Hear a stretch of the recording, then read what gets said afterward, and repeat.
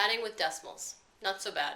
Very similar rules to how we work with integers, with numbers that don't have decimals and fractions. We just have to remember what to do, where to place the decimal. So with addition, we add decimals, very similar to how we do that with integers. We just want to line up the decimals.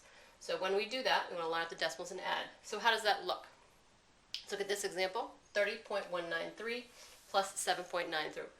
30 and 193 tens, hundreds, thousands, so 30 and 193 thousandths, and 7 and 92 tens, hundreds, hundreds. That's how we read it. So I want to make sure that the decimals are stacked up on top of each other. This way we're adding like terms.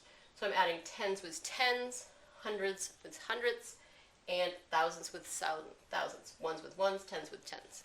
I'm adding like terms. Remember, when we're adding, we always have to add things that are alike. Notice that in this second number, the second decimal, I really didn't have enough digits to fill in all the way to the right. So I placed a 0 there to hold the place there. There are no thousandths in this particular decimal, so I can put a 0 there to hold the place. Addition. 3 plus 0 gives me 3. 9 plus 2 gives me 11. I have to carry that 1 over into the tenths column. 1 plus 1 plus 9 gives me 11. I'm going to bring down the 1 and carry that 1 into the ones column. 1 plus 7 gives me 8. 3 plus nothing gives me 3. And my decimal comes down, so it's right in the middle. So I have 38 and 113 thousandths. And that should be reasonable. You should be able to estimate your answer and figure out where that decimal goes. Let's take a look at another example.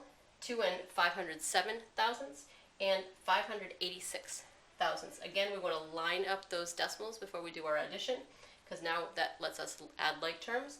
7 plus 6, 13. Bring down the 3, carry the 1. 1 plus 8 gives me 9. 5 plus 5 is 10. Bring down the 0, carry the 1. 1 plus 2 gives me 3. Pretty straightforward. Let's try it with subtracting.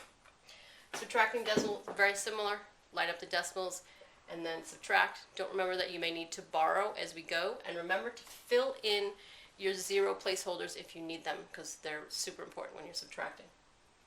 68 and 19 hundredths minus 9 and 78 hundredths. I'm going to line them up again so that my decimals are stacked one on top of each other, and subtract. 9 minus 8 is 1. Now 1 minus 7, I can't do that. Remember, I always subtract down. I never subtract up. So I need to borrow from the 8. That makes it a 7. That gives me 11 over here. 11 minus 7 is 4. But now I've got 7 minus 9. That doesn't work so well. I need to borrow from the 6. The 6 becomes a 5. The 7 becomes a 17. 17 minus 9 is 8. And 5 minus 0 is 5. So I get 58 and 41 hundredths.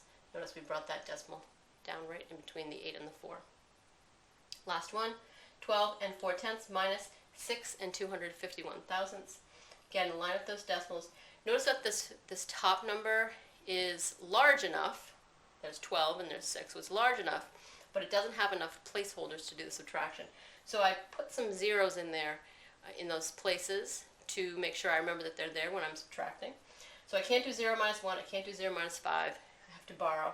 Can't borrow from the 0. I have to go all the way over to the 4 to borrow. I take away 1 from the 4, make it 3. Give that 1 to the 0, make it 10, but I still need to keep going. So take 1 away from the 10 and make it 9, and make this in the ones place. I have 10 in the ones column. 10 minus 1 gives me 9. 9 minus 5 is 4. 3 minus 2 is 1, and 12 minus 6 is 6. Put my decimal in the correct spot there, and I'm done.